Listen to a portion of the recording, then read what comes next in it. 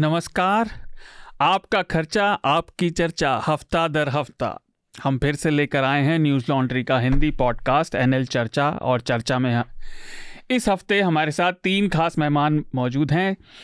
सबसे पहले मैं परिचय कराता हूँ। सारिम नावेद, वो सुप्रीम कोर्ट में वकील हैं और विधि के लॉ के मामलों के जानकार हैं। सारिम, आपका स्वागत है चर्चा में। बहुत बहुत शुक्रिया आपका। जूम पर ही हमारे साथ स्मिता जुड़ रही हैं। स्मिता शर्मा फॉरेन पॉलिसीज़ पे और विदेशी मामलों पे, विदेश नीति के मामलों पर वो लगातार रिपोर्ट करती रहती हैं और आप उन्हें कई बार पहले चर्चा पर सुन चुके हैं। स्वागत है Smita. Thank you Shardul. Hi Videsh, hello Navid ji, and सारे ऑडियंस को भी हेलो।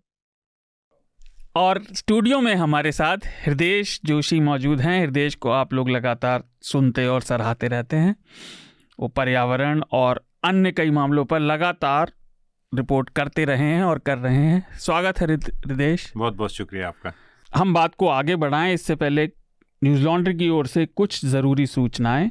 वैलेंटाइंस डे पर न्यूज़ लॉन्ड्री का ऑफ़र अभी भी जारी है और वो 22 फरवरी तक जारी रहेगा। इसमें आप 2 अलग अलग मूल्यों और प्रकार के मिस्ट्री गिफ्ट बॉक्स अपने किसी भी प्रियजन के लिए खरीद सकते हैं। और जैसा अतुल ने पिछले हफ्ते कहा था, उसमें क्या है उसका जिक्र हम नहीं करेंगे, वो आप सरप्राइज़ है उनके और आपके दोनों के लिए। इसे आप न्यूज़ लॉन्ड्री की वेबसाइट पर newslaundry.com/valentine-mystery-box पर जाकर खरीद सकते हैं और गिफ्ट की तरह दे सकते हैं।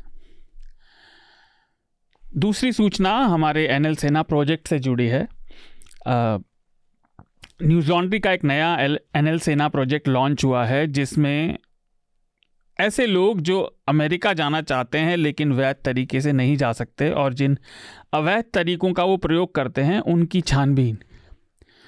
और हमारे रिपोर्टर ग्राउंड पर हैं और इस पर तहकीकात कर रहे हैं, खबरें जुटा रहे हैं। तो आप newslaundry.com/सेना पर जाकर इस प्रोजेक्ट का समर्थन करें। न्यूज़ लॉन्ड्री के श्रोताओं के लिए एक आवश्यक सूचना। आप द ट्रूथ पिल किताब, जिसे दिनेश ठाकुर और प्रशांत रेड्डी ने लिखा है, उसकी साइंड कॉपी पा सकते हैं अगर आप अपने किन्हीं भी 5 दोस्तों या जानने वालों को न्यूज़ लॉन्ड्री का महीने का सब्सक्रिप्शन देने के लिए कन्विंस करें या किसी को 1 सालाना सब्सक्रिप्शन गिफ्ट करें। और अगर आप ऐसा करते हैं तो उसके बाद subscription@newslaundry.com पर हमें ईमेल भेजें और सब्जेक्ट में ट्रूथ पिल साइंड कॉपी लिखें और उसमें अपना पता और अपना कॉन्टैक्ट डिटेल्स और ईमेल ज़रूर डालें और नए सब्सक्राइबर का भी उल्लेख करें, जिससे हमें पता चल सके कि आपके थ्रू उन्होंने सब्सक्रिप्शन लिया है। और एक छोटी सी रिक्वेस्ट ये कि हम इसे किताब को केवल भारत में ही भेज सकते हैं, शिप कर सकते हैं, तो भारत का ही पता दीजिएगा। इसकी केवल 7 ही कॉपी हैं और ये किताब दिनेश ठाकुर और रेड्डी ने लिखी है कि दवाओं को लेकर तरह तरह की, चाहे वो आयुर्वेदिक हों या अलग तरह की ऑफ बीट दवाओं को लेकर, जिन्हें लोग एलोपैथी से अलग मानते हैं, हालांकि उसे मॉडर्न मेडिसिन कहना चाहिए, उसके क्या क्या प्रभाव होते हैं और कैसे कैसे मिथक हैं।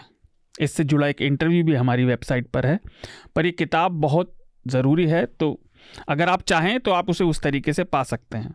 न्यूज़ लॉन्ड्री पर जाने माने इतिहासकार और लेखक रामचंद्र गुहा का इंटरव्यू अभिनंदन सेखरी ने लिया है और यह इंटरव्यू उनकी मशहूर किताब इंडिया आफ्टर गांधी की 15वीं वर्षगांठ पर है। गुहा ने इस किताब में कुछ नए अध्याय भी जोड़े हैं और साथ ही इस इंटरव्यू में कई अन्य बातें हैं, जैसे जनतंत्र का विकास हमारे देश में और पूरी दुनिया में कैसे हो रहा है और किस तरह से वो कम से कम एक इतिहासकार के नज़रिए से 70 के दशक और आज के राजनीतिक परिवेश में काफ़ी समानता देखते हैं। तो ये इंटरव्यू ज़रूर देखें। I believe that historians have a duty to communicate to a wider public. But does any part of you ever switch on the TV and see what are called intellectuals today, an intellectual dialogue? Does it ever, are you tempted to test the academic rigor of this, or you don't? Actually, I don't even switch on the TV. I think it's vital for any person, a writer, a filmmaker, and an artist. It's vital for them to be independent of political parties and politicians. Now, from Amit Shah downwards to everybody else, we have to rewrite history. ठीक है, rewrite history करो.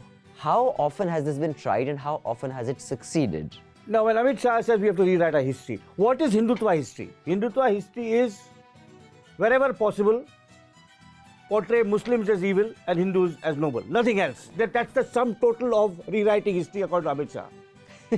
That's it. That's not what were they eating, what were they wearing, out of the window. It is just find a way of saying Hindus noble, Muslims evil. That's it. That's the sum and total of Vivek Agnihotri, Amit Shah School of History. इस हफ्ते चर्चा में हम बातचीत की शुरुआत करें इससे पहले कुछ ज़रूरी हेडलाइंस।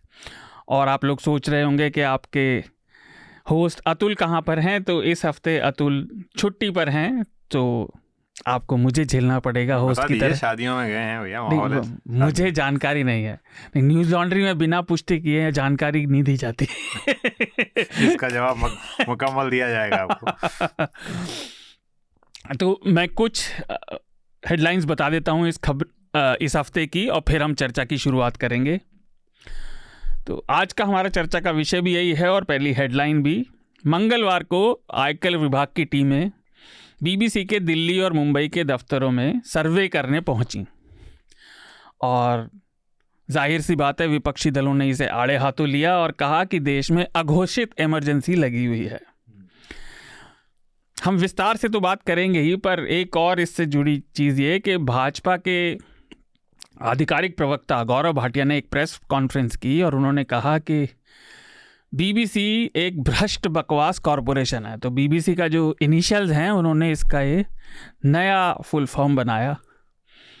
और अब आज जब हम रिकॉर्ड कर रहे हैं इस चर्चा को बृहस्पतिवार शाम को, तब तक ये सर्वे जारी है और कम से कम 10 लोग सीनियर मैनेजमेंट के बीबीसी के अभी तक दिल्ली में घर नहीं गए हैं 3 दिन से।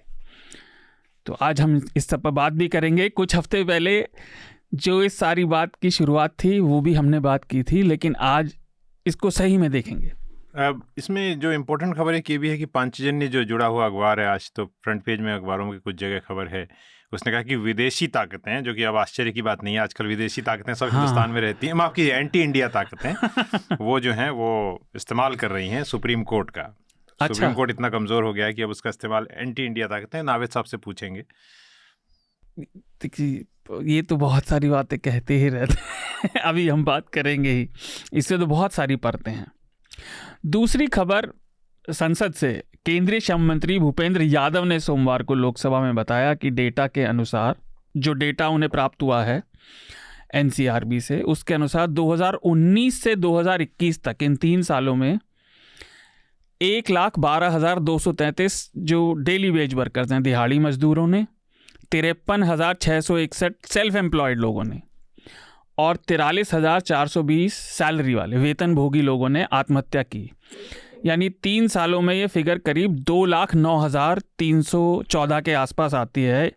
और इसे आप थोड़ा सरलता से देखें तो ये एक साल में 70,000 से थोड़ी कम, यानी रोज़ करीब 190 से ऊपर आत्महत्याएं हुई हैं पिछले 3 सालों में। मंत्री जी ने इससे जुड़े कई आंकड़े दिए कि कौन कौन से समाज के पक्षों में कितना हुआ है, लेकिन ये बहुत चिंताजनक आंकड़ा है। उन्होंने ये भी गिनाया कि समाज के वंचित वर्गों के लिए सरकार जो जो योजना चला रही है, लेकिन उसके बावजूद ये एक बहुत चिंताजनक आंकड़ा है कि भारत में 190 से ज़्यादा रोज़ आत्महत्याएं पिछले 3 साल में हुई, और जिसमें भी सबसे मेजर पोर्शन जो है वो गरीब लोगों का है। तो ये एक बहुत ही बुरी पिक्चर पेंट करता है इस समय हमारी व्यवस्था की। अगली हेडलाइन इकोनॉमी से, अर्थव्यवस्था के ताज़ा जारी आंकड़ों के अनुसार जनवरी में थोक मुद्रास्फीति यानी होलसेल इन्फ्लेशन की दर घटकर 4.73% पर आ गई, लेकिन जनवरी तक की जो रिटेल इन्फ्लेशन, खुदरा की जो इन्फ्लेशन दर थी, वो बढ़कर, और अप्रत्याशित रूप से इसका अंदाज़ा आरबीआई को भी नहीं था, 6.52% पे पहुंच गई है। अभी पिछले ही महीने आरबीआई ने कहा था कि अब इन्फ्लेशन थोड़ा कंट्रोल में आ रहा है, लेकिन ये महंगाई की दर महंगाई की दर में ये बढ़ोतरी ज़्यादा चिंताजनक इसलिए भी है क्योंकि ये खाने पीने और रोज़मर्रा की चीज़ों की जो कीमतें हैं वो ग्रामीण इलाकों में शहरी इलाकों से कहीं ज़्यादा हैं और इसका असर कहीं ज़्यादा बुरी तरीके से उन लोगों पर पड़ रहा है जिनकी आय ऑलरेडी कम है। तो ये एक बहुत चिंताजनक बात है, लेकिन अभी इस पर डिटेल में स्पष्टीकरण आने बाकी हैं कि आरबीआई इसके लिए क्या कदम उठाएगा। आज जिस समय हम रिकॉर्ड कर रहे हैं, शुक्रवार 16 फरवरी को त्रिपुरा की 60 विधानसभा सीटों के लिए मतदान हुआ और सत्ताधारी भाजपा और indigenous people front of Tripura IPFT के साथ चुनाव में उतरी है और दोनों पार्टियां क्रमशः 55 और 5 सीटों पर चुनाव लड़ रही हैं। TMC भी इस बार काफ़ी जोर लगा रही है त्रिपुरा में और वहाँ पर वाम दलों का और कांग्रेस का पहले काफ़ी दबदबा हुआ करता था, लेकिन इस बार जितनी खबरें अभी तक आई हैं ये चुनाव जो है ये कई धड़ों में बटा हुआ है, किसी एक तरफा नहीं चल रहा। तो देखते हैं आखिरी आंकड़े क्या आते हैं, लेकिन 4 बजे तक के आंकड़े हैं कि 70% मतदान हो चुका है। दिल्ली और आसपास के इलाकों से एक बुरी खबर आई थी और ये फिर से एक दर्दनाक खबर है। इस पर स्मिता के साथ हमने पहले भी चर्चा की है। 9 या 10 फरवरी को साहिल गहलोत नाम के युवक ने अपनी live in partner Nikki Yadav की हत्या कर दी और फिर उसी दिन उसके शव को अपने ढाबे में, उसके परिवार का एक ढाबा है, उसके फ्रिज में ले जाकर छुपाया और फिर उसी रात को जाकर घर वालों ने जो उसकी शादी तय करी थी, शादी की। युवक का कहना था कि उसके परिवार वाले उस पर दबाव बना रहे थे शादी के लिए और उसकी जो गर्लफ्रेंड थी लिव इन पार्टनर वो उसे छोड़ना नहीं चाहती थी, तो उसने इसलिए हत्या की। ऐसे मामले कई सारे हमारे सामने आते रहे हैं पहले भी, लेकिन ये फिर से बड़ा ही अजीब और अप्रत्याशित मामला लगता है सुनने में कि कोई व्यक्ति ऐसा कदम कैसे उठा सकता है। और मैंने इस हेडलाइन का जिक्र इसलिए किया क्योंकि जो हमारा दूसरा विषय वो भी कुछ इसी तरह का है, लेकिन वो प्रशासनिक ज़्यादा है, लेकिन अप्रत्याशित और जो अनहोनी घटना नहीं होनी चाहिए। आखिरी हेडलाइन कानपुर की है। कानपुर देहात में मड़ौली गांव है, वहाँ मंगलवार को एक बहुत खेदजनक दुर्घटना हुई। इसे तो भयानक भी नहीं कह सकते क्योंकि इसमें लापरवाही ज़्यादा है बजाय किसी इत्तेफाक के। प्रशासन और वहाँ पे जो जिले का प्रशासन था और तहसील का ग्राम पंचायत की ज़मीन से कथित अवैध निर्माण हटाने पहुँचा था, लेकिन उन्हें आता देखकर वहाँ जो परिवार रहता था उसकी गृहिणी प्रमिला दीक्षित और उनकी बेटी नेहा भागकर अपने घर में घुस गए और फिर घर में अभी तक ये तय नहीं है किन कारणों से, इसलिए अज्ञात कारणों से आग लग गई और इस आग में दोनों माँ बेटी मारे गए। प्रशासन और पीड़ित पक्ष एक दूसरे पर इल्ज़ाम लगा रहे हैं। घर वाले कह रहे हैं कि पुलिस वालों ने आग लगाई और पुलिस वाले कह रहे हैं कि माँ बेटी ने आत्मदाह किया। लेकिन इस समय मैथा के SDM और करीब जिसमें पुलिस वाले भी हैं, वहाँ के कानूनगो भी हैं, 39 लोगों के खिलाफ हत्या समेत कई मामलों में FIR दर्ज है और यूपी सरकार ने इस पर SIT गठित कर दी है। हम BBC पर बात करें, मैं चाह रहा था हम थोड़ा सा इस मामले पर बोलें और उसका वजह है कि आप देखिए पुलिस, रेवेन्यू डिपार्टमेंट, SDM ये सब लोग वहाँ पर थे और जिस कच्चे आवास को तोड़ने के लिए वहाँ सरकारी मशीनरी पहुँची थी, क्योंकि उनका पक्का आवास तो पहले ही तोड़ा जा चुका था जनवरी में, उसे तोड़ने की इतनी जल्दी थी कि वहाँ मौजूद लोग समय पर दोनों महिलाओं को नहीं निकाल सके। कम से कम जब मैं पढ़ रहा था मुझे लगा ये हमारे सिस्टम की अकर्मण्यता का कितना बड़ा प्रतीक है कि वहाँ पर 40-45 लोग मौजूद हैं, जिसमें पुलिस वाले भी हैं, सरकारी लोग भी हैं, लेकिन और जलने से इतनी जल्दी मौत होती भी नहीं है।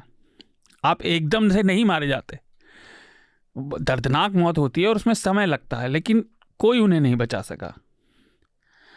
और परिवार पर जो पीड़ा है उसकी आज वो तो है ही, लेकिन हम इसे ज़रा समग्र रूप से देखें तो आप देखिए कितने सारे सिस्टम के चेक्स एंड बैलेंसेस एक के बाद एक फेल होते चले गए। अब देखिए ऑर्डर हुआ, ऑर्डर फट से इम्प्लीमेंट हुआ। हमें हो सकता है मेरी गलत समझो और मैं चाहूँगा आप सब उस पर बोलें। जिसका एक कारण मुझे जो ये समझ आता है कि व्यवस्था में सारे लोग तय नियम कानूनों के बजाय मनमाने ढंग से काम करने के आदी हो गए हैं। जो अपना व्यक्ति नहीं है उस पर डंडा चला दीजिए, उस पर बुलडोज़र चला दीजिए तुरंत, बाद में देखी जाएगी। और ये नीति परिवेश में आ गई है, इसलिए सिस्टम में जिसके पास पावर है वो बेलगाम होकर काम कर रहा है। सारे में पहले आप बोले, लाइक कानूनन तौर पर तो ये इसमें बहुत सारे लूप होल हैं ही, लेकिन उसके अलावा भी सिस्टम में क्या चेक्स एंड बैलेंसेस ज़रा से भी नहीं बचे, जो इतने सारे एक्सीडेंट लगातार लाइक इट्स लाइक डोमिनोज एक के बाद एक गिरते चले गए सारे। जी, तो देखिए चेक्स एंड बैलेंसेस तो हमारे सिस्टम के तो कब से इरोड हुए जा रहे हैं। जो बुलडोजर्स का मुद्दा जो है पिछले साल से शुरू हुआ है, तो बिकॉज PIL चल रही सुप्रीम कोर्ट में, जो मैं ही देख रहा हूँ, तो हमने देखा है शुरू से कि एक आड़ में होता है, ये रूल ऑफ लॉ की आड़ में बुलडोजर एक्शन होता है।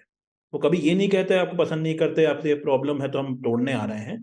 कह रहे हैं कि आपके देखिए नक्शा आपका जो था वो अप्रूव नहीं हुआ था, आपकी जो प्लानिंग परमिशन थी वो ली नहीं गई थी। अब इस तरह से देखे जाएं तो मेरे ख्याल से यूपी, बिहार, MP वगैरह में शायद 90-95% बिल्डिंग्स की प्रॉपर प्लानिंग परमिशन नहीं होगी, और गलती उन लोगों की भी नहीं है। गरीब लोग होते हैं, भ्रष्टाचार होता है, आपने ज़मीन खरीद ली, आपको घर बनाना है, आप कब तक भागते रहेंगे किसी बाबू के पीछे। तो सरकार को मिल जाता है एक मौका, एक एक्सक्यूज मिल जाता है ये एक्शन लेने का। अब ऐसी देखिए एक्शन जो होता है, ये कभी आप देखेंगे कि दिल्ली के अमीर पार्ट्स में नहीं होगा, लखनऊ के हजरतगंज में नहीं होगा, हजरतगंज के पास मुख्तार अंसारी का उन्होंने ढाया था 2-3 साल पहले, वो तो अलग बात थी, वो राजनीतिक मुद्दा था, वो एक राजनीतिक एक उसके पीछे थिंकिंग थी।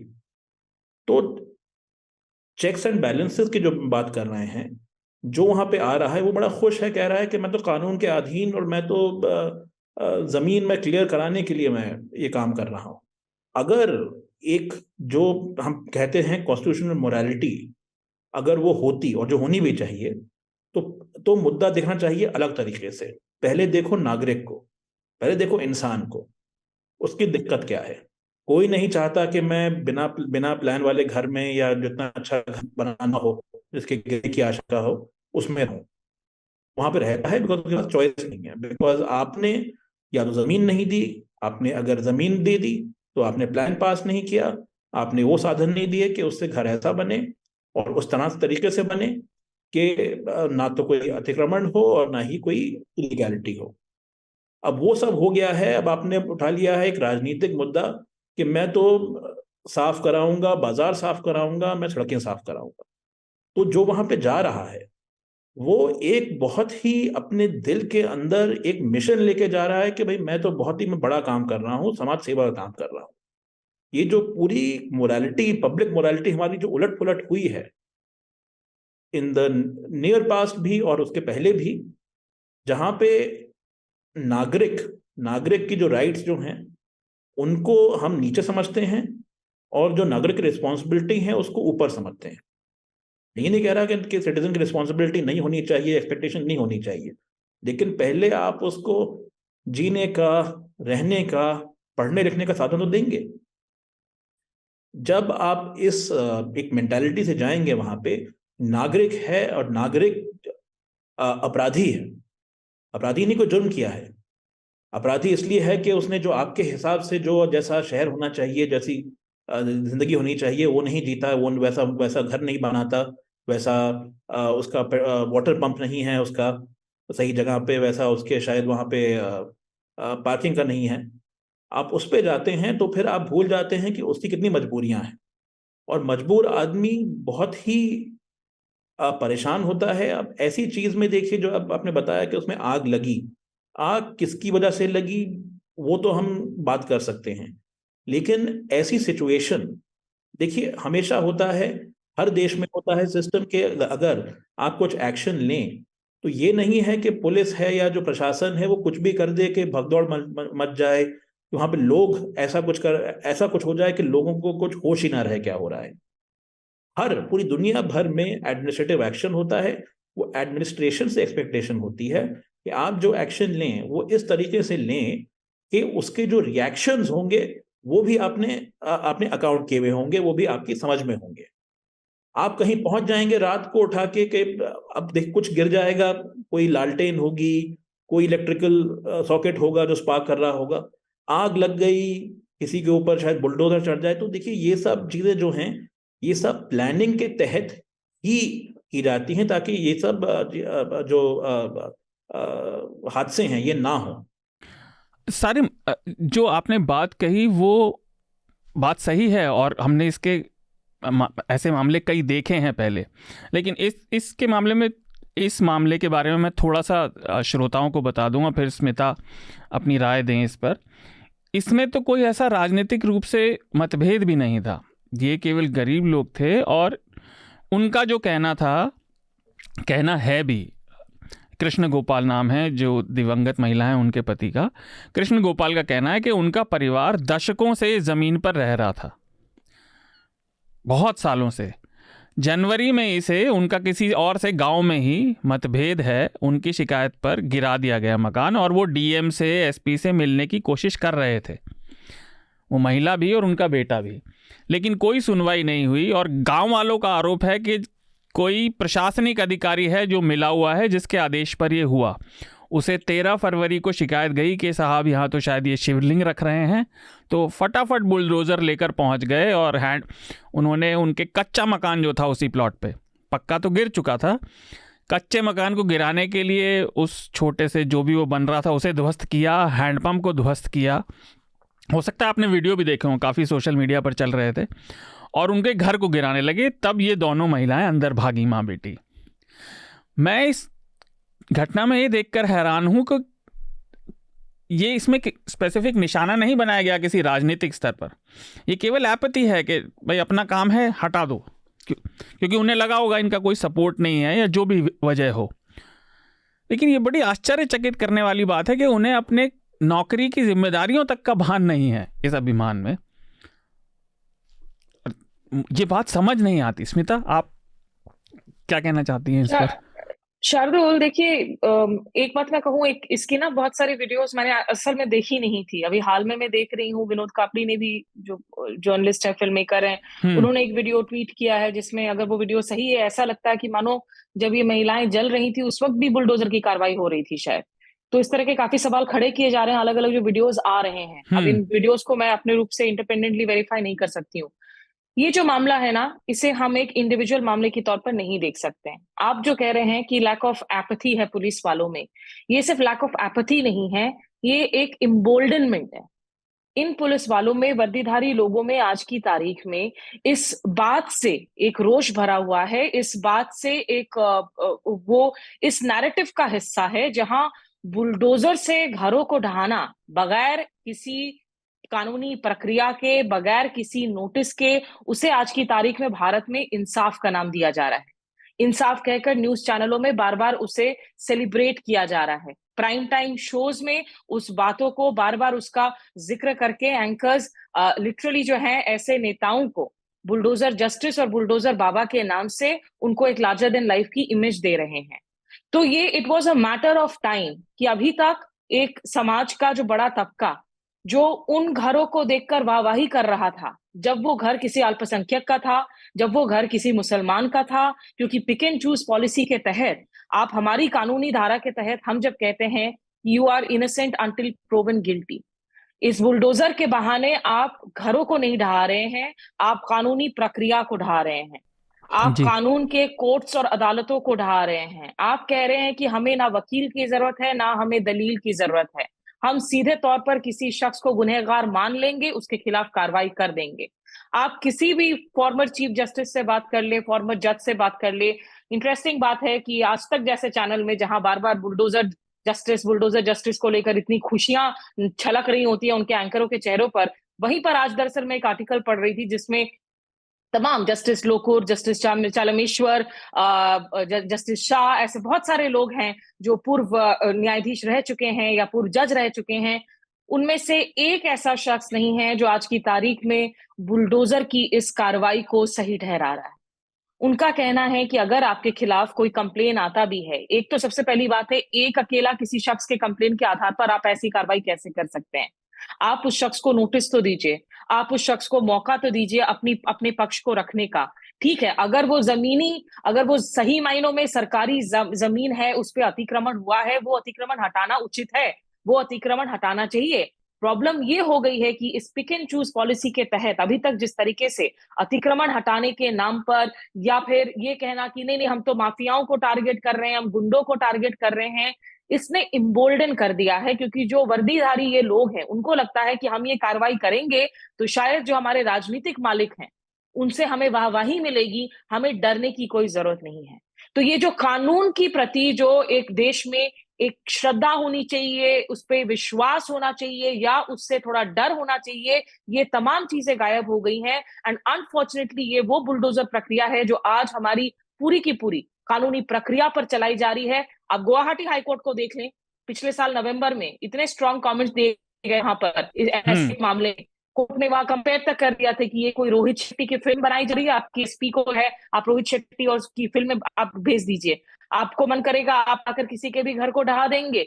तो इस तरह के कमेंट्स दिए जा रहे हैं आज अदालतों में भी। लेकिन ये इम्बोल्डेंड हो गए हैं तमाम लोग, उनको एक आज ताकत मिलती है ये सोचकर कि हमें जो है राजनीतिक मालिकों से इसके लिए वो हमारी पीठ थापेंगे और कहेंगे कि भाई ये बहुत अच्छा काम किया आपने। नहीं, ये बिल्कुल ठीक है। मैं स्मिता से सहमत हूँ। मैं आपके सवाल का इंतजार किए बगैर बोल रहा हूँ, सॉरी। नहीं, लेकिन मैं ये बता रहा हूँ कि जो अधिवक्ता साहब हैं, नावेद साहब, बहुत एहतियात के साथ बोल रहे थे। लेकिन हम पत्रकार जो है ना, वो जो देख रहे हैं, हम बोल सकते हैं और हमें आदत भी है और हम थोड़ा लिबर्टी भी ले सकते हैं। हाँ। स्मिता बिल्कुल ठीक कह रही है। हमने खुद रिपोर्टिंग करते हुए देखा है किस तरह का खुशी हमारी बिरादरी में पिछले 2 सालों में 3 सालों में बुलडोजर जस्टिस को लेकर देखा। बहुत लोग हैं। यूपी चुनाव कवर करते हुए पत्रकार मेरे पास आते थे और ताली बजाते हुए कहते थे कि बुलडोजर बाबा जो है इस बार फिर से रौंद देगा। मतलब यू आर जस्टिफाइंग। बुलडोजर के सामने खड़े होकर रिपोर्टर्स आजकल सेल्फी लेते हैं और कहते हैं कि देखो क्या कार्रवाई चल रही है। आज वो है गरीब लोग हैं, लेकिन सामाजिक रूप से ये माफ कीजिए, वो क्योंकि ब्राह्मण परिवार है, जो भी है, उच्च हिंदू परिवार है। हाँ। तो आपकी चुप्पी बंद है इस समय, right? Had she been a Muslim woman, I mean किसी के भी साथ नहीं होना चाहिए, तो तब क्या होता। लेकिन दूसरी बात पे जा रहा हूं, इससे बड़ी बात पे, जो अंग्रेजी से हिंदी में तर्जुमा हुआ है ना, वो गलत हुआ है। ये जो अधिकारी हैं, ये पब्लिक सर्वेंट्स हैं, लेकिन हाँ। उसका जो तर्जुमा हुआ है, ये अपने को सरकारी नौकर समझते हैं, लेकिन ये पब्लिक सर्वेंट्स हैं। ये कानून के तहत काम करते हैं। ये किसी गृह मंत्री या किसी डीजीपी के नीचे कोई पुलिस वाला काम नहीं करता। और वकील साहब यहाँ पर बैठे हैं, आप उनसे पूछिए, वो कोर्ट में जाके कह सकता है कि फलानी धारा का उल्लंघन नहीं हो रहा था, मेरे पास कॉज ऑफ एक्शन नहीं था, मैं कैसे वो करता। तो कानून में उसको डिफेंड करने की व्यवस्था है। लेकिन हम इतने सबसर्विएंट हैं, हम इतने चापलूस और इतने अपने घुटनों पे चलने वाले लोग हैं कि हम अपने मातहत, जिसके मातहत हम काम कर रहे हैं, उसको खुश करने की कोशिश करते हैं, और उसी के तहत ये हुआ है। अरे पुलिस वाले, आप दिल्ली में देखिए, किसी एसएचओ को देखिए कितनी तनख्वाह उसकी होती है, और वो 4-4 मंजिला में एक एसएचओ के घर गया था, उसका नीचे अपना प्राइवेट ऑफिस था, उसके ऊपर 3 माले का घर था, उसके घर में डिनर में 4 तरह की शराब पेश की गई, 4 तरीके के मटन चिकन पेश किए गए। इतना पैसा कैसे आता है? और उसने शराब पीने के बाद वो बता रहा था अपने साथियों को, बड़ी पार्टी थी, उसने बताया कि जब हम हथियार किसी से लेते हैं, और ये कोई बहुत मैं नई बात नहीं बता रहा हूँ, तो कुछ हथियार रख लेते हैं, पकड़े जाते हैं, और कुछ बाद में दिखाते हैं। क्यों दिखाते हो आप कुछ बाद में और कुछ इसलिए? और इसी तरह से ये लोग जो आजकल हीरो बनाते हैं, क्या कहते थे उसे, इनकाउंटर स्पेशलिस्ट। ये क्या है? ये कस्टोडियल किलर्स हैं। और ये मैं बता रहा हूँ, आजमगढ़ के इलाके में यूपी 2014 का चुनाव, लोकसभा चुनाव कवर करते हैं, मुझे लोगों ने बताया कि मेरे फादर को मार दिया। अब ये एनेक्डोटल है, तो लोग कहते हैं ना, ऐसे अपने मन की बात बता सकते हैं, पर आप जाके कंफर्म कर सकते हैं यूपी बिहार में इन बातों को कि मेरे फादर को मार दिया। तो मैंने कहा क्या वो पकड़े गए वो लोग? नहीं, 2 का इनकाउंटर करा दिया, तीसरे का हम करवा देंगे, पैसा इकट्ठा कर रहे हैं। तो पुलिस वाले इंस्टेंट जस्टिस दे रहे हैं। इस तरह से देश के मुख्तलिफ हिस्सों, अच्छे लोग भी होंगे, ऐसा नहीं है जो कानून के, हाँ। लेकिन वो कितने हैं और उनकी कितनी चलती है? नहीं, आप जो कह रहे हैं हृदेश, मैं आपसे यही पूछना चाह रहा था। एक मैं आपको एनेक्डोट देना चाह रहा था। मैंने इसमें अमर उजाला की लोकल रिपोर्टर की रिपोर्ट पढ़ी कि वो क्या कह रहा है। तो इस बात की पुष्टि रिपोर्ट में भी नहीं की, लेकिन वो क्या बता रहा है, गांव वाले बता रहे हैं कि जब तक ये महिलाएं, ऐसा नहीं लगा था कि उनकी जान खतरे में है, तो किसी एक व्यक्ति ने, और ये गांव वालों का बयान है उस रिपोर्ट में अमर उजाला की, कि किसी एक व्यक्ति ने, जब ये सब बहस चल रही थी, वो अपना घर टूटता हुआ देख रही, तो ऑफ कोर्स व्यथित थी वो, कोई भी दुखी होगा कि भाई उनका घर टूट रहा है। तो किसी ने जाके कह दिया कि भाई गिरा दो, इससे पहले कुछ हो। और वहाँ बहुत सारे लोग कह रहे, मतलब जोर से कह रहे थे, खुश हो रहे थे कि हाँ हाँ गिरा दो गिरा दो। ये एक उन्माद बन गया है कि किसी को भी आप पकड़ के निशाना बना दीजिए। और सरकारी, जो आपने बात कही ना कि वो चापलूस तो हैं, उन्हें इस मामले में ये सारी चीज़ें बच सकती थी कि अगर कोई एक व्यक्ति भी नियम के हिसाब से चलता, वो ना लेता उनका पक्ष, वो केवल नियम के हिसाब से चलता और देखते हुए चलता, तो ये चीज़ें नहीं होती। और ये बड़ी आश्चर्य करने वाली बात है। मैं आपसे यही पूछना चाह रहा था कि ये नई चीज़ है, क्योंकि पहले तो मैंने पत्रकारिता नहीं की, आप कितना ही न्यूज़ कंज्यूम करोगे, लेकिन रिपोर्ट करते हुए पहले भी ऐसे हालात आपने देखे हैं क्या? हमेशा ये जो पुलिस का कैरेक्टर है, मैं कह रहा हूँ, मैंने 10 साल छत्तीसगढ़ में, बस्तर में लगातार रिपोर्टिंग की है। ये तो बात कानपुर की है। अगर आप उन इलाकों में चले जाओ जिन इलाकों में सड़कें नहीं है, वहां क्या होता होगा। देखिए, रात के वक्त इनकाउंटर हो, गोली चले, कोई मारा जाए, इसमें कोई वो नहीं है। इसमें पुलिस में कानून में प्रोटेक्शन है। जब तक कि आपकी जो सीनियर ऑफिसर इजाजत नहीं देगा, सरकार इजाजत नहीं देगी, किसी भी अधिकारी पर गोली चलाने के लिए मुकदमा नहीं चल सकता। उसको इतना और सही प्रोटेक्शन दिया गया, नहीं तो कोई दंगों में कैसे को कंट्रोल करेगा। लेकिन खड़े होके अगले दिन आप कह तो सकते हो कि फलाना अधिकारी, फलाना व्यक्ति जो मारा गया बच्चा, वो माओवादी नहीं था या वो अपराधी नहीं था, रात में गोली चली, गलती से मारा गया, आपको पूरा प्रोटेक्शन है। लेकिन they will ensure that you go to grave with having a scar of being a criminal और a Maoist. So this is something which is around, जो बहुत लंबे समय से हमारे आसपास है। तो इस चीज से मुझे बहुत गुस्सा आता है। मैं वास्तव में इससे गुस्सा आ रहा हूं कि मैंने इसको देखा है अपने सामने। और पुलिस वाला गलती कर सकता है, नेता गलती कर सकता है, अफसर गलती कर सकता है, वहां एसडीएम मौजूद था। पत्रकार कैसे कह रहा है जो बात स्मिता कह रही है, वो अपने पीछे क्रेन की फोटो लगा के, क्रोमा लगा के उस पर एंकरिंग कैसे कर सकता है? पत्रकारों का तो पूछे ही मत आजकल। लेकिन मैंने इस विषय को आज इसलिए रखा थोड़ी देर बात करने के लिए, इसमें एक के बाद एक असंवेदनशीलता लेकिन मल्टीप्लाई, चक्रवर्ती ब्याज की तरह बढ़ रही है। किसी को मतलब नहीं है। सामने वो महिला का, उसका वीडियो है कुछ दिन पहले का, डीएम के घर के बाहर का, कि हमारी सुनवाई नहीं हो रही, हम वहाँ 20 साल से रह रहे हैं, हमारा पक्का घर टूट गया, सुनवाई हो जाए। तो इसने भी डांट के भगा दिया, वहाँ भी झड़प लग गई, और अब सब पे 302-34 लग गई है। जी स्मिता, बहुत सारी धाराएं लगी हैं, 302 भी शायद लगी हैं जी। क्योंकि मैं नाविद साहब से सवाल भी पूछना चाह रही हूँ। मतलब अब ये जो बुलडोजर के मामले हैं, देखिए, जो लोगों के बीच में, जो मैं बार बार बात कर रही हूँ ना, कि लोगों के बीच में एक एक्सेप्टेंस हो गया था कि बुलडोजर चल रहा है, अच्छी बात है, अभी भी है, एंड डिपेंडिंग ऑन किसके ऊपर चल रहा है। हाँ। नोएडा में जब हाई राइज पे चली, तब आपने देखा कि लोग धरने पर आकर बैठ गए, महिलाएं रोने लगी कि ये तो गलत बात है। लेकिन ये वही लोग थे जो दूसरों पर जब बुलडोजर चल रहा था, दिल्ली के हिस्सों में, दिल्ली के क्षेत्रों में, जहां जिन बुलडोजर पर बहुत सारी बड़ी महिला एंकर भी जाकर बैठी थी और रिपोर्टिंग कर रही थी, न्यूज सेंस में वो मनीषा पांडे ने खूबसूरती से उसे कवर किया था, तो वो लोग रोने लगे। तो मतलब जब तक मैं सुरक्षित हूं तो ठीक है, आप ये जो है अदर्स के साथ करो, आप जो अदर्स अल्पसंख्यक हो, जो अदर्स गरीब हो, जो अदर्स किसी दूसरी जाति के हो, लोगों की ये जो अपने आप की सोच है, ये अपने आप में इतनी खतरनाक है कि जिसे हम कहते हैं ना, भाई लगेगी आग तो आएंगे जब में हर कोई। राहत इंदौरी साहब ने जो बात कही थी, जिसको हम बार बार रिपीट करते हैं। और मैं इनफैक्ट वकील साहब से मैं ये पूछना चाहती हूँ कि सर, ये कोर्ट के अंदर इन दिनों बातचीत क्या हो रही है?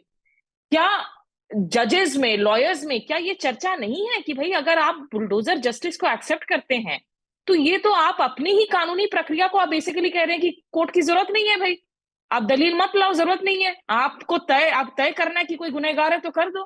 थोड़ा सा वो कॉरिडोर्स में आखिर कॉन्वर्सेशन हो क्या रहा है, मैं जानना चाह रही हूँ आपसे। सारिम, आपकी कंक्लूडिंग टिप्पणी इस विषय पर, है ना? कॉरिडोर्स की जो बात है, उसमें ज्यादातर वकील तो हमसे ही सहमत होंगे, लेकिन वहां भी कुछ लोग मिल जाते हैं, कहते हैं अरे तो क्या गलत हो गया, सिस्टम काम नहीं कर रहा तो ये नहीं करना, तो क्या ये जरूरी नहीं था? अब ये सिस्टम काम नहीं कर रहा बहुत ही खतरनाक चीज होती है। ये सिस्टम काम नहीं कर रहा तो सिस्टम कराइए काम। सुप्रीम कोर्ट पे हम किस मुद्दे पे हैं? बुलडोजर वाली इशू पे हम सिंपली इस मुद्दे पे हैं, जैसा आपने भी कहा, कि भाई जो कानून है उसको फॉलो कीजिए। उत्तर प्रदेश में जो एक्ट है, उसके हिसाब से मेरे ख्याल से आपको देना पड़ता है 30 या 60 दिन का नोटिस देना पड़ता है, और फिर अपील का भी टाइम है उसके बाद जी। लेकिन जब ये आते हैं तोड़ने, वो टाइम कभी नहीं देते। अभी तो हम उस लेवल पे आ गए हैं कोर्ट्स में ही कि हम जाके कोर्ट में कह रहे हैं कि सर हम कुछ नहीं मांग रहे, हम ये मांग रहे हैं कि जो लॉ है वही फॉलो हो जाए, उसके जो बेसिक प्रोटेक्शन है बस वही दे दीजिए, उसके आगे हम कुछ नहीं मांग रहे। वहां सरकार आके कहती है, दलील देती है अपनी, कि देखिए ये कैसी कोई प्रेयर हुई, लॉ तो उसको फॉलो करना ही हमें, तो ये केस मेंटेनेबल नहीं है। बताते हैं कि साहब देखिए आपने इतनी बार लोगों को खराब कर दिया, तो क्या आप क्यों आए हैं? जिसके घर टूट रहा है वो खुद जाएगा, हाईकोर्ट जाएगा। अब किसी को कौन बताएगा किसी को कि भाई इलाहाबाद हाईकोर्ट जो है उत्तर प्रदेश में, जो लखनऊ डिवीजन के अलावा हर डिस्ट्रिक्ट उसके अंडर आता है, कोई बैठा है सहारनपुर में, कोई बैठा है जौनपुर में, कोई बैठा है आपके ये झांसी में, सोनभद्र में वगैरह में, वो उसके पास तो वो ताकत नहीं है जाने की, वो वकील को नहीं जानता, उसके पास पैसा नहीं है, उसका अपना घर टूटा हुआ है, वो कहाँ जाएगा? मतलब जिसका उसकी एक अलग उसकी दर्द है, उसमें आप वो वकील ढूंढेंगे, पैसे ढूंढेंगे, एक छोटी सी बात काम करेगा नहीं। जी, एक छोटी सी बात मैं स्मिता और बताना चाहता हूँ यहाँ पर। जी, मैं एनसीआर के इलाके में रहता हूँ। हाँ, यहाँ पर इतना इलीगल कंस्ट्रक्शन होता है, तो हमारी सोसाइटी में भी हो रहा था। अच्छा, उसके खिलाफ मैं गाजियाबाद के अधिकारियों के पास गया। अधिकारियों ने जब ये पता चला कि ये पत्रकार है और ये हल्ला मचाएगा, तो उन्होंने उसको सील करा दिया। तो मैंने देखा कि सील हो गया। मेरी सोसाइटी में टॉप फ्लोर था, जो कंस्ट्रक्शन नहीं होना चाहिए था, छत पे। सील होने के बाद वहां लगातार काम हो रहा है।